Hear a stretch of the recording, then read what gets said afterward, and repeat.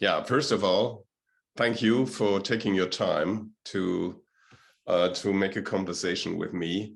You see, from the my background, it's already dark here, so it's in the evening and it's just in the morning in Vancouver, where you're actually staying. Yeah. Yes. So thanks a lot for being here. And so to the whole audience, I could tell the audience that you will see some notes in the chat, how the whole conversation will take part.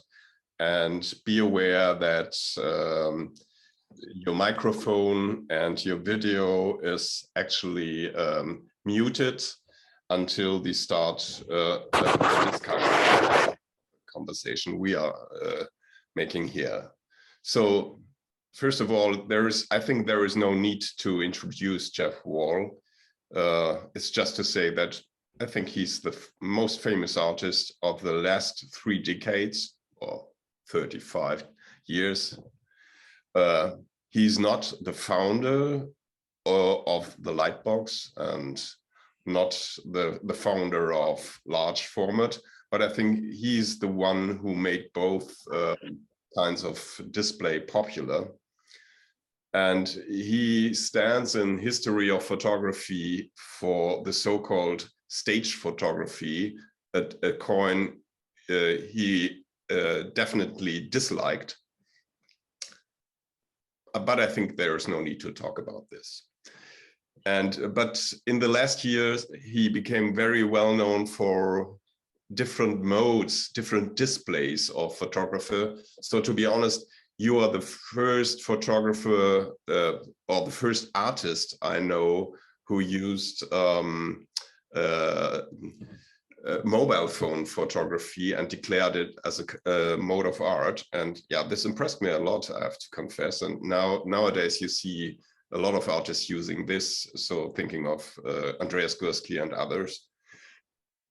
We know each other for years. I think first time we met on the occasion of your show in Frankfurt at the MMK. It's already 20 years ago. Mm-hmm. And maybe this is a good time to make a bit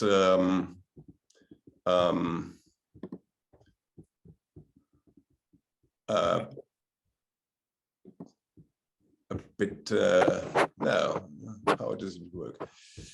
You know, art historians and technique, a bit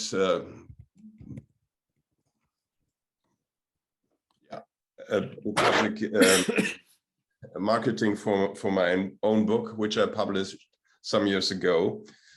And so the structure of the conversation we will hold in the next minutes is that we are going to talk on 2 photos of you, 2 of 3, which are part of the show entitled TRUE next week on Friday in Sprengel Museum in Hannover. And I think there will be a lot of topics to talk on this 2 pictures.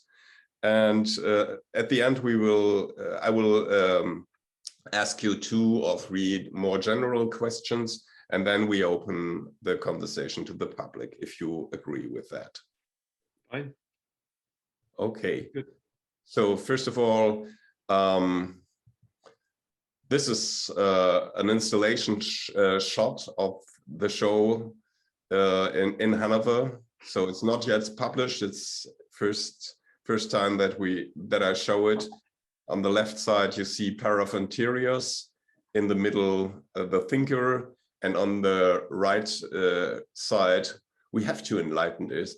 The large-scale format entitled Monologue. So let's start. I show you here also some shots of the installation. So Monologue is a very heavy photo, as well as you see here a variant of the thinker. So just with the light bumps. bulbs and a pair of interiors to stand on a wagon. So let's start with pair of interiors, work which I think has never been shown up to now in Germany. Yeah, and pair of interiors is a diptyque.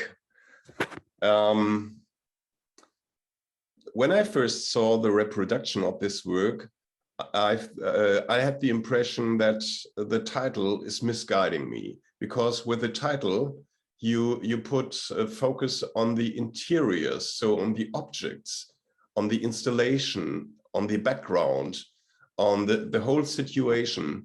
But I think a lot of people will focus on the persons in this diptyque. How would you describe your use of the title in this respect? Interesting question. I think that the easiest way to answer it is to say that writing titles is my main literary activity. I say that, I use the word literary because I think that there's always a relationship between the spoken or written word and an image. And we could also think that, as it's been said, pictorial art is often in kind of competition with the written word in the process of describing the world. There's always some sort of relationship between an image and something that can be said or written about it or attached to it. And for me, it kind of boils down to the title. And I've always worked, in a way, quite hard on the titles of my pictures. Sometimes I succeed, sometimes I'm not sure I have succeeded, but it's a work that I try to do. What I've tried to avoid as I've gone on is titles that add something to the experience of the picture that is not immediately there in the visible evidence. So, for example, Monologue is a title that I think is what I consider more of a simple one and a successful one, because it simply names what you're seeing. The man in the middle of the picture is carrying on a monologue. He's speaking, the others are listening. It doesn't add any, let's call it, editorial surplus to what you see. I think that keeps the picture more free in relation to the viewer. Pair of interiors, I think, also does that, because it does simply reiterate what you're seeing, which is a pair of pictures made in an interior. And the term interior also is a kind of generic term that can be applied to any number of images where the artist, photographer, painter, interior or interior, interior Hanover, interior Vancouver. It's a generic title that I think simply names again what you're seeing. So I feel it's an accurate title because it is obviously what you're seeing. The fact that the interior has people in it is not really the problem of the titler, of the writing of the title. The fact that the interior has people in it is in a way secondary. I've heard an interview you gave on this diptyque, and maybe I did get it wrong, but you could clear it now. But I understood that you came up with a picture by a Genesis, which is very much impressed by the location where it's happening, and the evolution of switching on the light, switching off the light, putting the sofa to a right position, and so on. Where comes the idea of the constellation of the people, of the couples together? Was it your generic idea to create a diptych with two couples which are in a stressful situation, or does the idea come from the background, from the installation itself? That's hard to answer because when I began to do the kind of work I'm doing, and this goes back to the 70s, one of my aims was to have a very free relationship to my subject matter. People have also, for a long time, have talked, and I have talked about my photography in relation to painting. It's a complicated relationship and an interesting one for me. In this context, the most important thing is that one of the things I have admired about the lives of painters or the careers of painters is their free relationship to their subject matter. Some of the great bodies of work in photography have been bound closely to a subject. And once that subject was dealt with, the photographer often had difficulty finding out where to go next.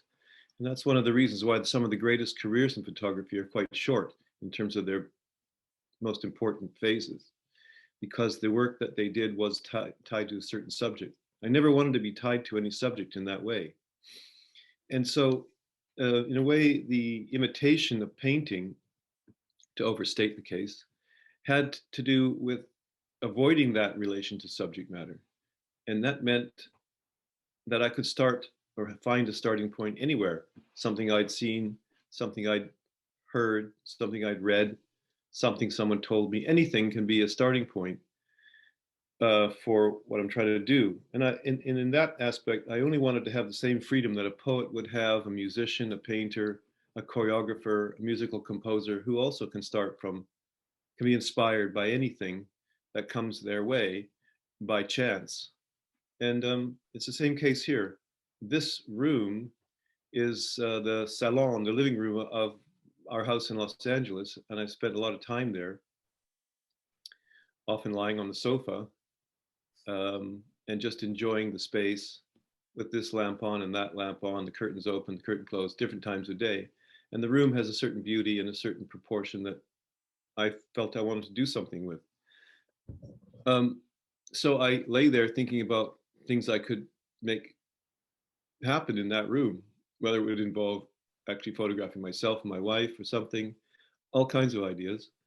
Who knows what led to what? I can't really remember. It's just a sort of process of drifting, mentally drifting, maybe. In any case, it had to do with middle-aged people, and they had to be together in a very intimate, casual way. He's wearing his pajamas and she's wearing a sort of a dressing gown. So maybe late in the evening, they're going to bed, it's after dinner, maybe they had a drink, who knows? And the interrelation between them was just developed. I developed the interrelation between them on the basis of where they might be in the room. Therefore, on one side of the room, they are together on a single sofa. On the other side of the room, because of the furniture arrangement, they're not on a single sofa. And all these sort of formal things sort of drifted through my mind till it finally sort of emerged in the almost surreal idea that the two characters in this event, this depiction, I would say to myself, the two characters are played by four people. Why is that? I can't answer it exactly, except to say that I guess it has something to do with the way we see each other from moment to moment. You may be sitting with your wife or husband, look over at them when they're not paying attention to you and wonder whether you really know this person. Maybe it's something they had said a few minutes ago that made you wonder, why did he say that? Why would he ever say something like that? Do I even know this man? We see this in lots of films and so on, where suddenly a pair of people who are very close realize they're not as close as they thought, and there we have the basis of some sort of tale, some sort of narrative, some sort of mystery. So in that sense, it's also very generic. It's not anything very original to play with identity that way.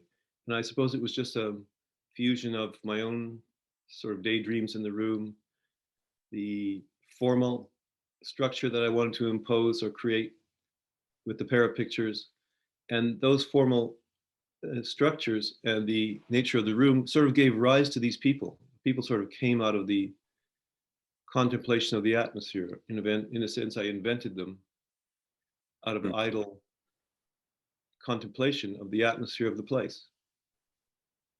Okay, so coming to the background which we had in our discussion when we started to select some works of you for the group exhibition, True Pictures, my original idea was to introduce the next one, which I should show you now. And now it's not working. Sorry, I can't go on with that. So,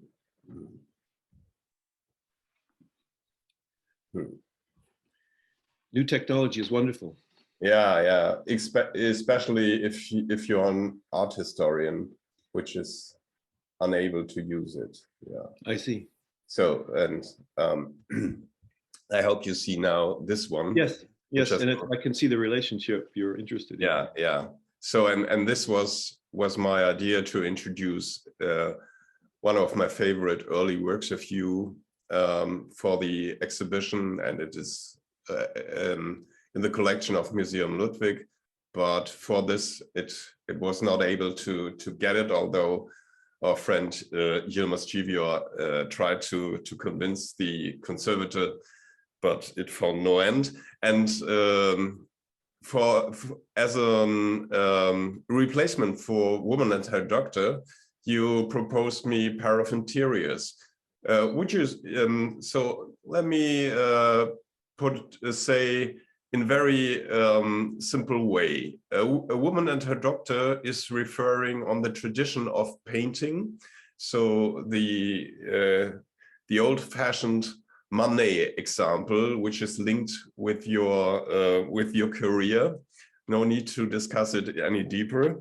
And now, as you explained, Pair of Interiors, you added the tradition of filmmaking. So is it a synthesis between the tradition of painting and the tradition of film? So Pair of Interiors, or how would you describe it? I've always felt that photography had potentials that weren't really addressed all that strongly in the classic period, where reportage was the aesthetic foundation and the practical foundation for what was taken seriously. That's not to say that there's anything wrong with that or anything limited, particularly limited about what we would call classic photography in the documentary style, to use Walker Evans' term for it. But I thought that despite the success and the importance of that thing that photography was capable of, other energies inside the medium itself and its technology that weren't being really explored. And by the time I started to work on these things in the 70s, as you mentioned earlier, a lot of other people were also getting interested in that same direction. That is, what else could be done with photography that was not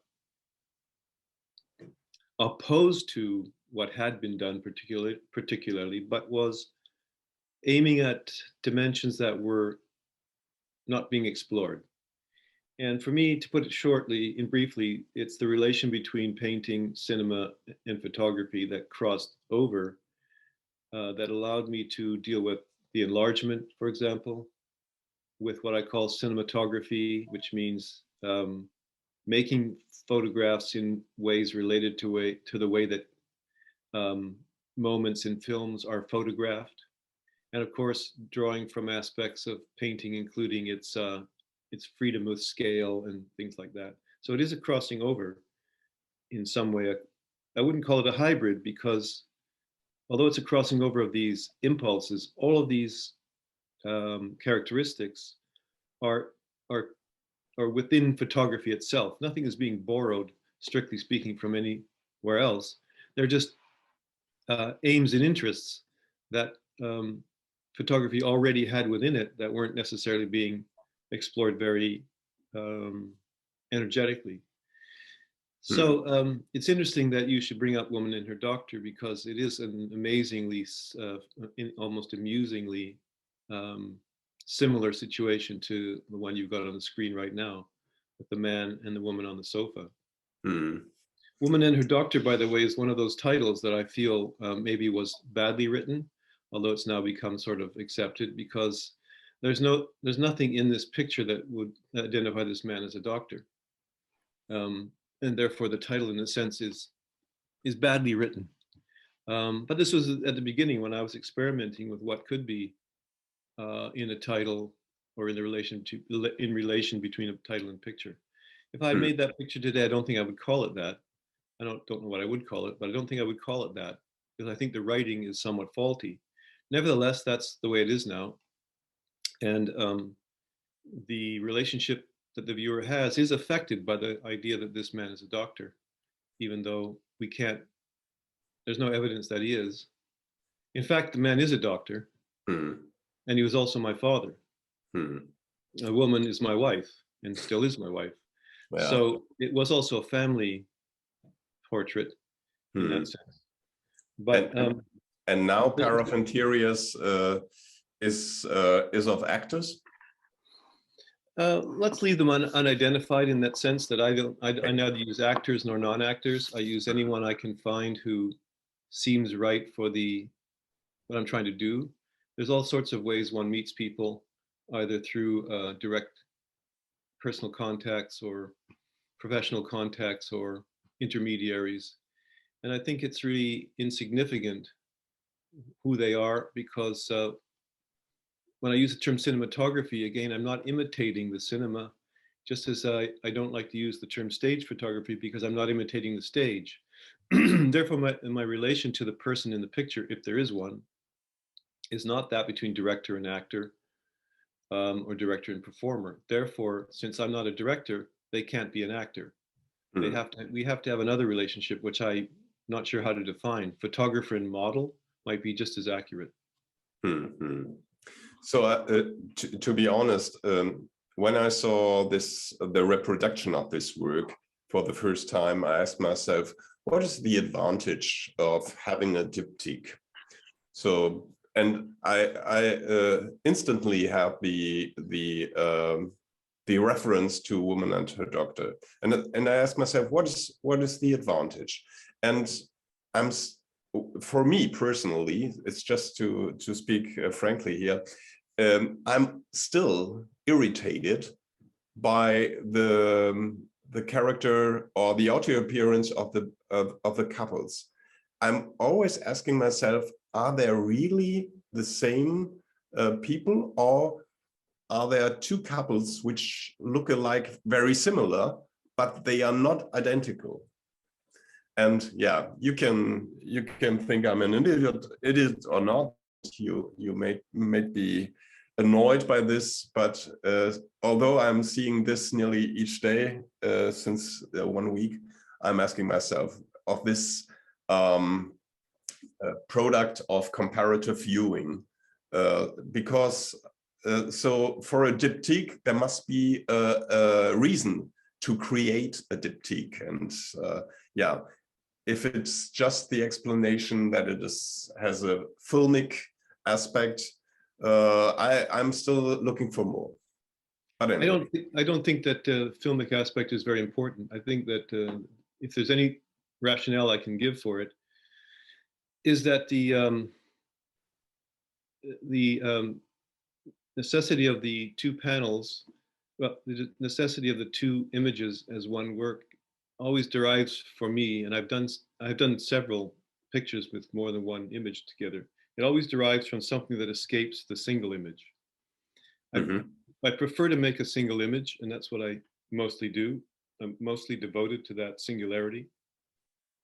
But sometimes there's an aspect of the subject that somehow escapes or bothers me with its sense of having eluded the single image. And I think that's the case here. Formally speaking, what I really liked and discovered in the process of working on this picture was that the room itself has a certain asymmetry and symmetry. So the camera, I found that if I put the camera midway between the two sofas, because there are two facing sofas across this rather large room, the camera was exactly midway between the two sofas and pointed directly and was square to the wall opposite, and then panned 45 degrees. It took in each sofa at the exact same angle, and this corner of the appearance of the sofa appears in the same relationship to each corner, left and right, and you get a symmetry. That symmetry was formally interesting and already suggested a second image on the purely formal level. The other formal aspect that I liked and sort of set me off was the fact that the two sofas are not in the middle of the room. Therefore, if the camera is panned to the left, you see more of the room than you do if the camera is panned to the right, because the camera is closer to the right than to the left. So you have both a symmetry and an asymmetry, or a kind of balance and an imbalance, that created a formal set of formal relationships that, without any figures, just interested me as a way to photograph a room. So you see that on the left, you see the ceiling because the camera is further away from that corner, and you see only a tiny bit of the ceiling on the right because the camera is closer, and so on. And the next thing that came to mind, again, without any people in it, was the placement of the three light sources, which are all at three different depths from the camera. And those things themselves became a picture that I already liked to make. And I might have made it even without any people if it had come along that way. So I don't think that I'm trying to imitate the cinema. I was simply finding in that space points of fascination for me alone. And then the addition of the characters emerged, as I said, in some way I can't try to justify or explain, from that activity of photographing in the room, which I did for a while, in order just to get to know it, as a picture. I knew the room as a room, but I did not know the room as a picture or a couple of pictures. Okay, so as I following your work for years, I remember that I was very much impressed by a photograph, which is also a kind of diptyque, which I saw first time in your show in Amsterdam. It's entitled Summer Afternoons, but I don't have any reproduction now, so leave it out actually to continue with this topic. So let's go on with talking about, if you agree, on Monologue. This is a very much staged photography, a term, which is problematic. And I noticed on a video where you spoke on this photo that you explained, if it is an explanation or not, that the situation comes from discovering your brother, who is one figure here, discussing with two old friends of him. What is striking me is especially the gesture of the one man in the middle talking. He has this gesture which symbolizes an emotional talk, and gesture is also a well-known attitude which you followed since your early work. I have here a reproduction of gesture, so entitled gesture. No, mimic. Mimic, it's called. Mimic, yeah. Sorry.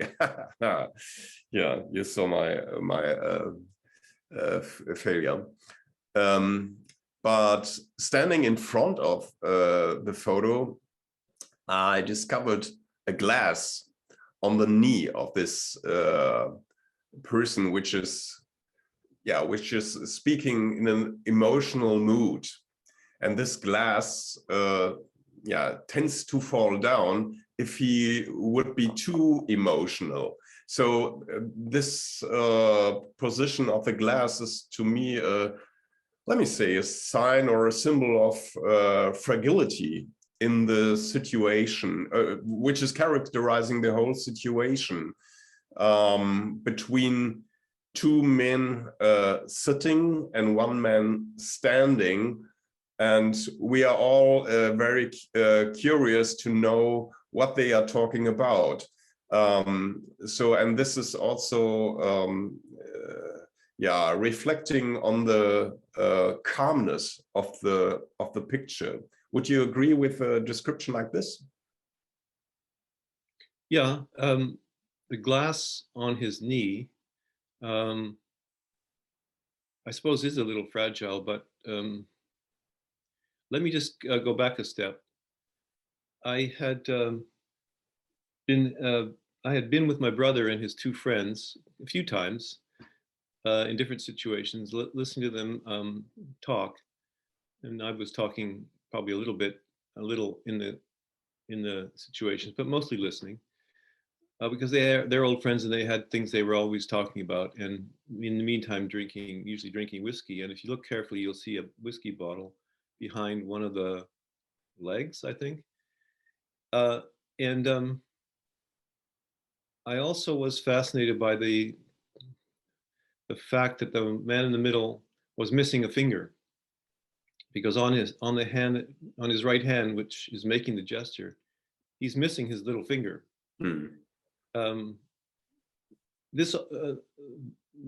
The relationship between the three isn't something that is deeply meaningful to me, except that it is my brother and his friends. And this also goes back to one other point I made earlier, was that a starting point for a picture for me can be anywhere. So the starting point was the experience of these three friends in conversation.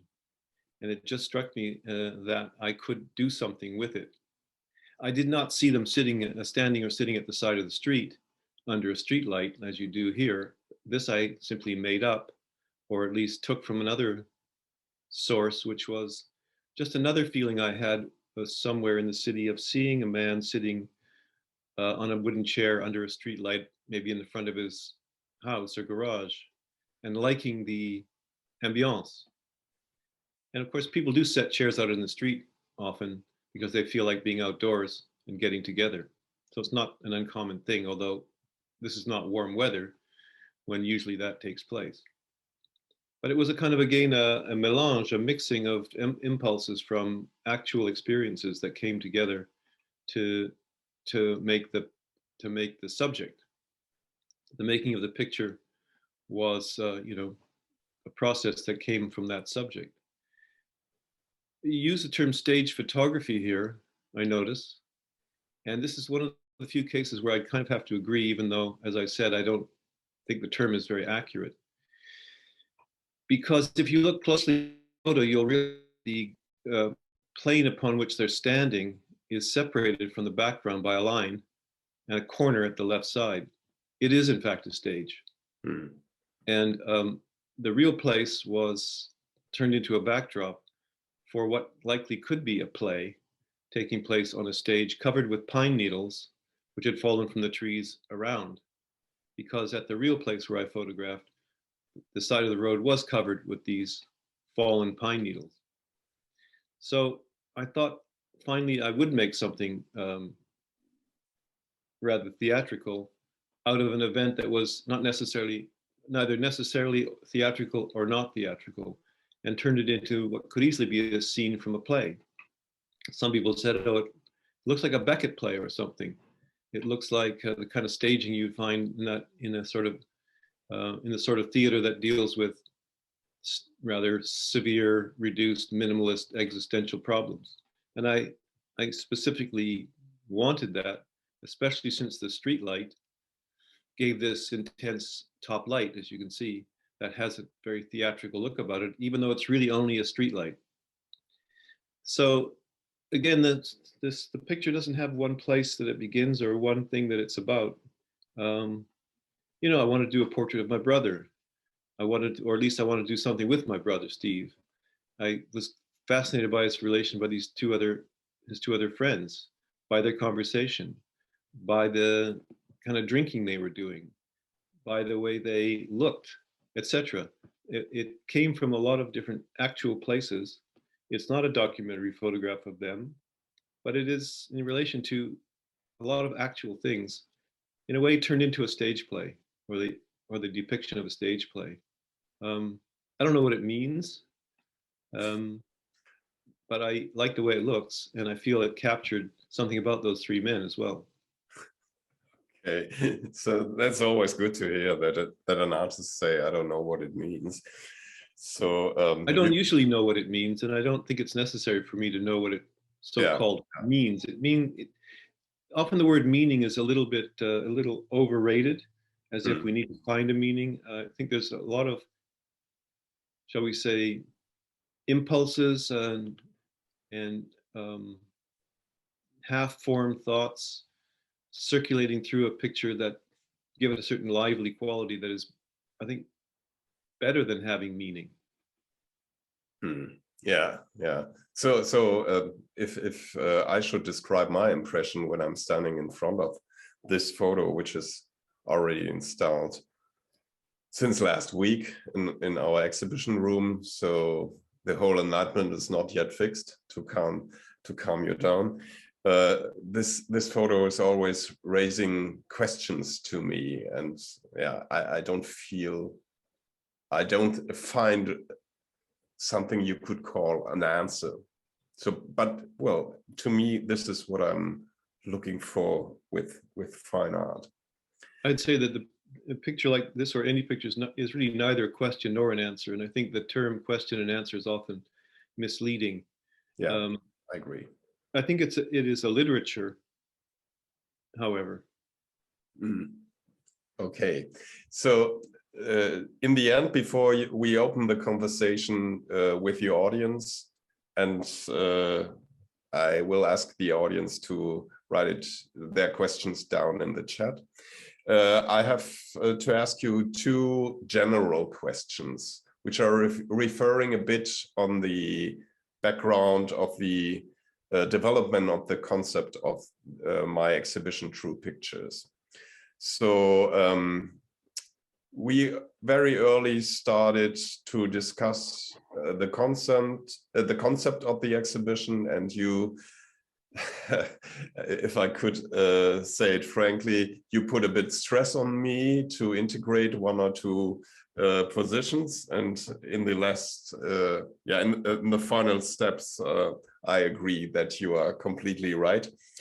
But to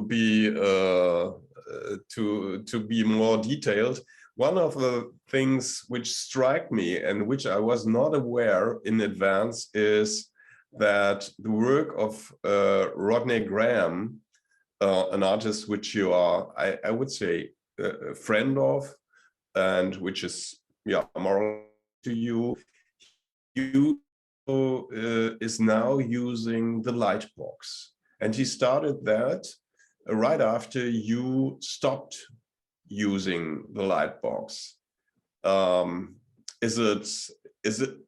Do you think it happened just by chance, or is it a result of a permanent conversation which you have with Rodney, or don't you still have a conversation like in the 70s when you were close friends? No, there was no conversation, but I think that in the city of Vancouver, there's a law that the city passed that only one artist can make light boxes at a time in Vancouver. Okay. So I agree. When any things cooperation stopped with it, you opened this discourse. Okay. I think that there's no direct relation, because as I think I said before, any medium or form in photography is not the property of anybody.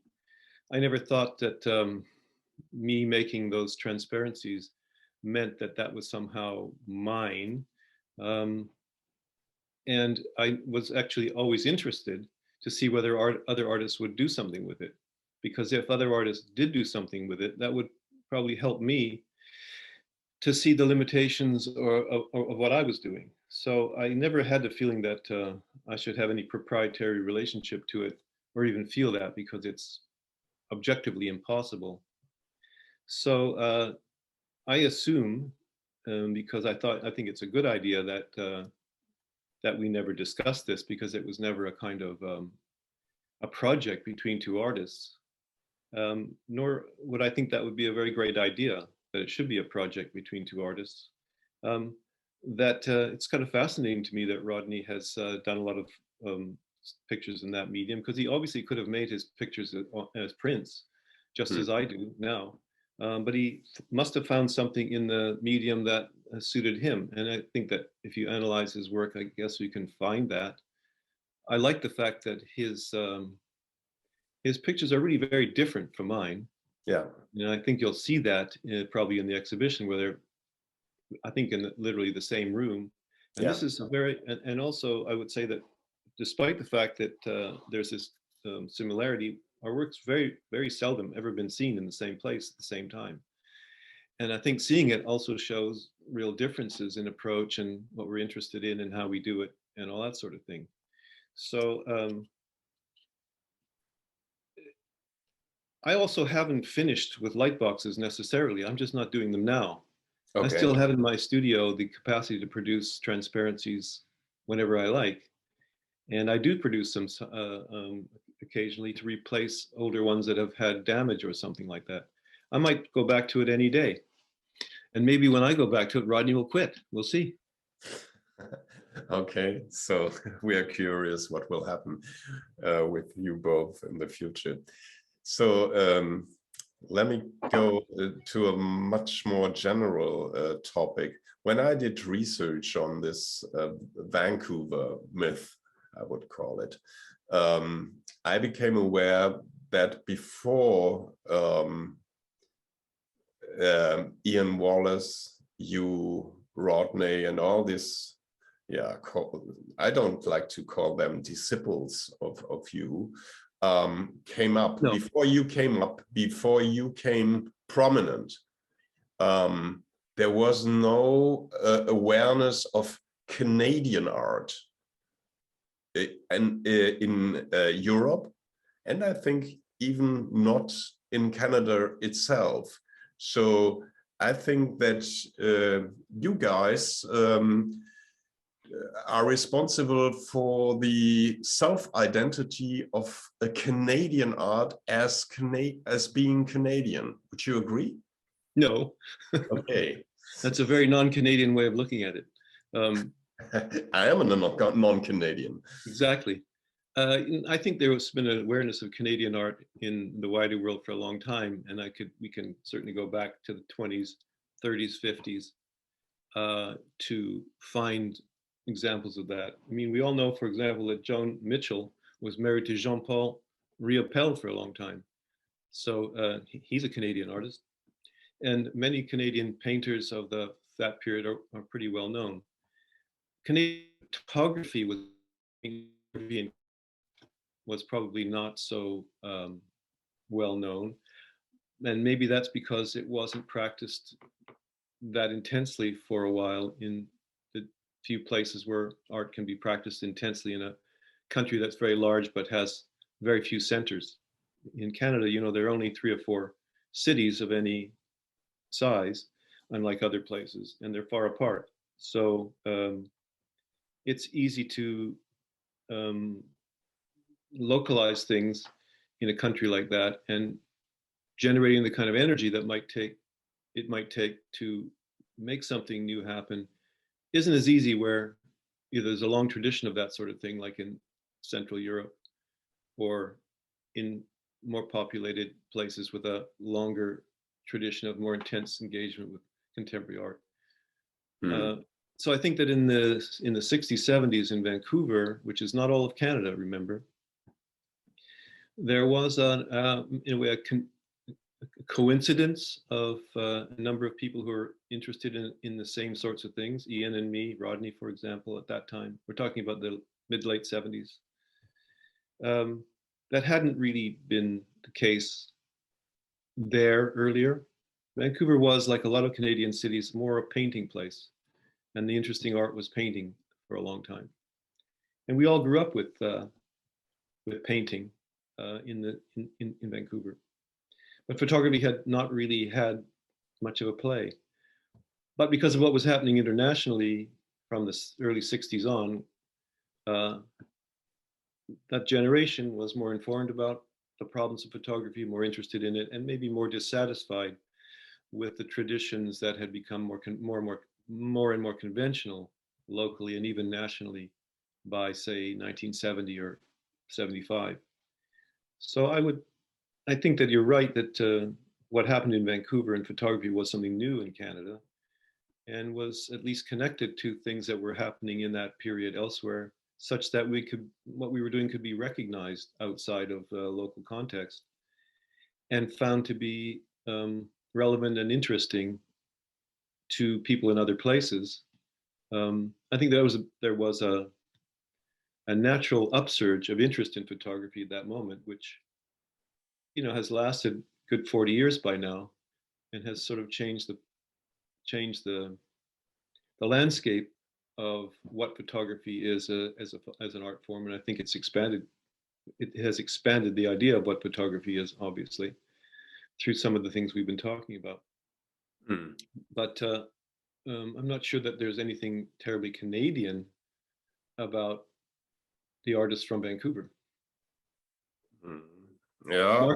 Markedly Canadian in the sense that certain kind of landscape painting from the earlier part of the 20th century was considered specifically Canadian. I don't think we have those characteristics very strongly.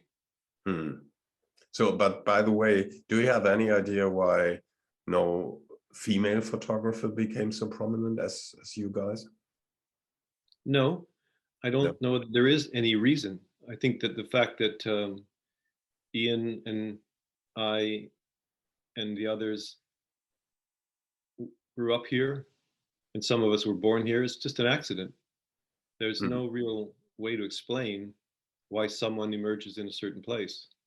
I don't know whether there was that intense an interest on the part of not only women, but other men photographers in photography at the time. Maybe they just simply were going elsewhere because, you know, a lot of women artists in Vancouver done other work. Photography, maybe it just wasn't, maybe the stars weren't aligned between the genders and the medium at that moment. I can't really say. Okay. So, but I was motivated to look for a female photographer, and I found Vicky Alexander, who is also now on the show, and who never had a show in Europe before, just group shows. But actually, we are also a group show. But I'm really surprised when I did research on her work that she's a really interesting position, which could also be famous or well known in Europe. So, but anyway, I can't explain it, and she herself also not, because I asked her with this question why she's not that famous in Europe. Anyway. That's a hard question to answer, but remember that Vicky is not from Vancouver. She's from the East and spent a lot of time in New York. Yeah. In a milieu that was very interested in the new photography in the 70s and 80s. So she was close to a lot of people in New York who were doing the kind of new photography of that period, like her former husband, Jim Welling. So that's a very different background than, say, someone who had spent their whole time out here on the West Coast. Yeah, but she was, as you know, a professor in Victoria, and this is also at the very close to Vancouver. So, but anyway. But she came there much later after she had already accomplished quite a few things. Yeah. Okay, so now let's open the discussion to the audience. So looking at the time, I would say 3 questions would be enough, and I hope that there are some interests in asking Jeff Wall directly. I will read it in the chat, and I will tell you, Jeff, the questions.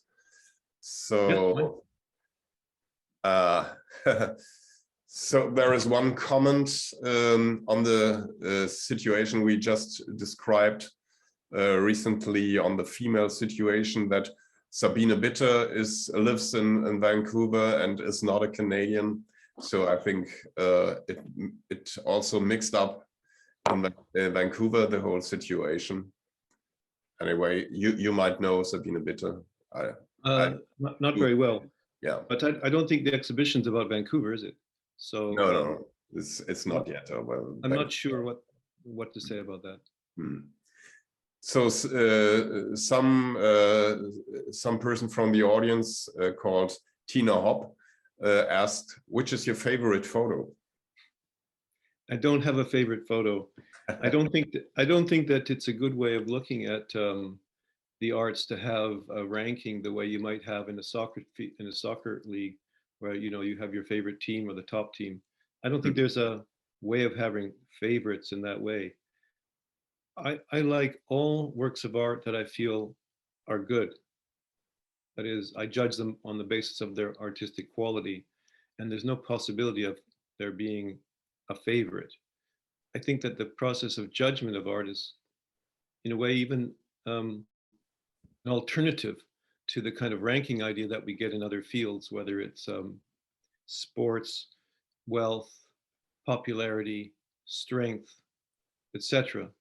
The arts are really a field where many things can be outstanding at the same time. And in that process of all being outstanding, they show us what they have in common. And I think when they show us what they have in common, they also reveal to us something about what we have in common. And I think that is much more valuable, much more related to what is valuable about the arts, that they show us excellence in common, and the fact that many things can be achieved that are satisfying, outstanding, and valuable without any of them having to exceed the other or even negate the other. Okay, so in between I get a few more questions, but to the whole audience, forgive me that I could just pose one with respect to the time now. There is the question of Reinhard Spieler, the director of the Sprengel Museum. He asked, as I understood from your comments, your approach is mostly driven by formal or aesthetical questions. Is there works where you started from a non-formal content? I think all of them, because I don't really make a separation between these formal matters, which I talked about in relation to a couple of things, and the implications of the subject. It's the subject also, often the subject, whatever it happens to be, that sets off the possibility of making the picture in the first place. I don't do reportage, as we talked about it earlier, not because I'm against it or anything like that. It doesn't suit me artistically to practice in that way. But nevertheless, the relationship of photography to reportage is inescapable. We can't avoid it. We can just play with it or turn it around and see what it looks like from different angles in different lights. There's always a reportage element in every photographic work, and I've never tried to evade it. So I don't see myself as starting from an exclusive point on this question of the formal and the content. I see that as a bit of a static binary way of looking at the process that really takes place. So for example, to go back to Pair of Interiors, yes, the room as a picture disclosed to me some formalities that I found pictorially fascinating all by themselves. And this was an accident. It came from lying on those two sofas. At the same time, something else emerged that became a subject. And that subject contains actualities that is content, shall we call it. And it's there also. It might also be that a picture is suggested to me by something I've actually seen happening, like, for example, mimic, which you showed earlier. This is something I saw happen in the street and could have reported on if I was a photojournalist. I might have captured it.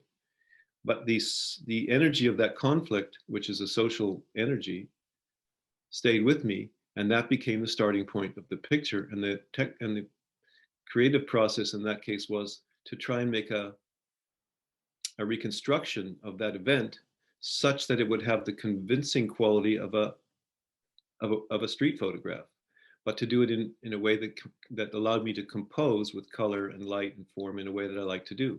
But it came from that incident of casual street racism that I had seen.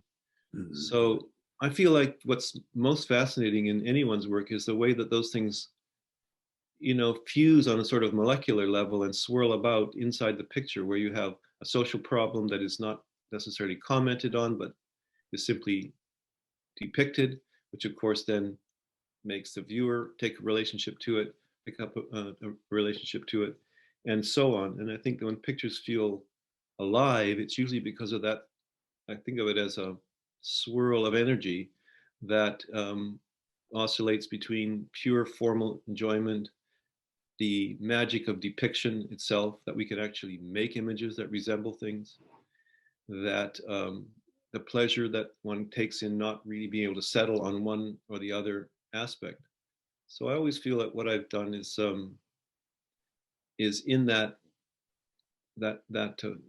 interzone, if you want to call it that, where we aren't formalists and we're not anti-formalists. We are engaged in the problem of the endless problem. It's an endless problem and can never be resolved, of the relation between those two, great determining aspects of making any art form. Yeah, I agree. So this is a typical Hegelian mood of thinking to make this as you wish. Yeah. So, okay, I have to say sorry to interrupt all the ongoing questions which are still in the chat, but I hope you as the audience, you will be happy to Jeff and thankful that he gave us a whole hour in this morning in Vancouver. So Jeff, also from me, thanks a lot. We will miss you for the vernissage. Yes, but I'm sorry. Everyone, I think, especially with respect to Corona and the consequences of this pandemic, is aware that you couldn't be with us. Anyway, the most important thing is that the works will be with us, and I have to introduce all the whole audience for the vernissage next week on Friday, 7 p.m. at the Sprengel Museum. You can see, as I showed you a few minutes ago, all these three photographs, large-scale photographs from Jeff Wall, who is also doing small-scale photographs, and a lot of other photographs included in the exhibition. All in all, we have 36 positions to show, and it will take, well, nearly 2 hours to see the whole show. So again, thank you, Jeff. We will stay in contact, and yeah, all I can wish to you and Jeanette is a lot of health for the future. Thank you. And I'm sure you still have a lot of energy to surprise us also in the future with new works of you. Thank you a lot, and so. A lot of thanks also to the very interested and engaged audience. Now the chat is overwhelming, and I read thanks a lot, and thank you. And yeah, it was a pleasure to make this conversation with you, and we will stay in contact. So yes, thank you. Thanks for doing it. Appreciate it. Yeah. Thank you. Bye, right. Jeff. Bye. Bye.